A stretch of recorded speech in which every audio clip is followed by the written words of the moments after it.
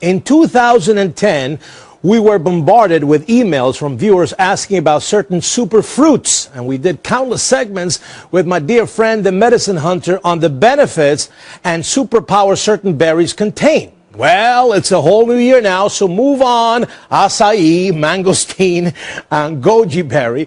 Chris Killam has a new supplement that will knock your socks off in 2011. Welcome to the show, my dear friend. It's a pleasure to be with you. Happy New Year, Dr. Manny. Happy New Year. By the way, why can't they come up with like different names for these berries? You know, Muji, Guji, whatever. Anyway. They should consult you ahead of time. Absolutely. That's what should happen. I know. Berry number 1, berry number 2, berry number 3. Berry 36. Absolutely. Right. Listen, everybody's very excited because you're going to reveal to them, you're going to reveal to the world what the 2011 most powerful berry is going to be. I feel like Karnak on Johnny Carson. Go ahead, tell me. I should have a turban. Tell me, what is this berry and what does it do? It's called Maqui berry. Maqui berry. And here's what I can tell you. It's purple. It's good tasting. It comes from the Patagonia region of Chile. So it's not made. It's not being made in California. Not yet. Oh well. Okay. And or in New Jersey. And it is harvested by a group of natives called the Mapuche Indians.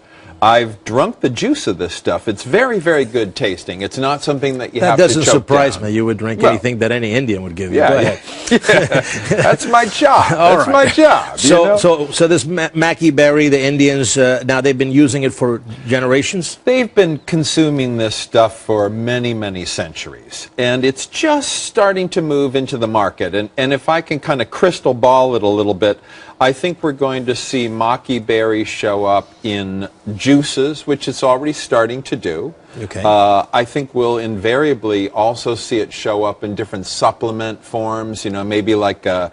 So we're going to find it in ice cream, we're going to find it in fruit bars, we're going to find it in juices and supplements and all that. Shake mixes, all that stuff. So the Indians in the Patagonia, they say this is good, you say this is good. What does it do? Well, like all of the other purple fruits, it's rich in these antioxidants called anthocyanins. They're the most powerful protective compounds that we know of in nature.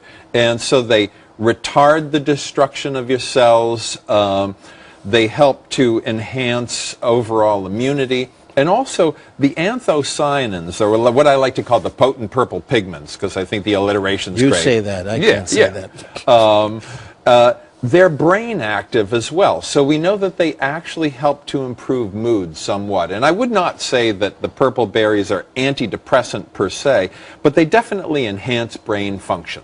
Can you make wine out of these things? You can make wine out of any fruit. I know. And wineberry. Yeah, and I think that there are some people there, just like with elderberry in Austria, there are some people in Chile who I think do make Maqui berry wine. Fruit wines, other than grape wines, aren't typically so popular here in the U.S. I mean, they're kind of a marginal sector of the wine market. So I don't really think that Maqui berry wine is going to be a big thing. But if you're asking me kind of surreptitiously if I'd bring you back a bottle, the answer is yes. Absolutely. I think that you should, because you know how Did we just have a transaction? We just had a transaction. Okay. Because you know how I love to experiment. Experiment. And experiment I shall. It's a bioassay. It's a right, exactly. And I think it would be important to tell the viewers how I feel after I drink the berry wine. Healthier, smarter. All right. Last question for you. At the intro, I said goodbye to all of these, you know, acai, and I said goodbye to the mangosteen. I think I said goodbye to the goji berry.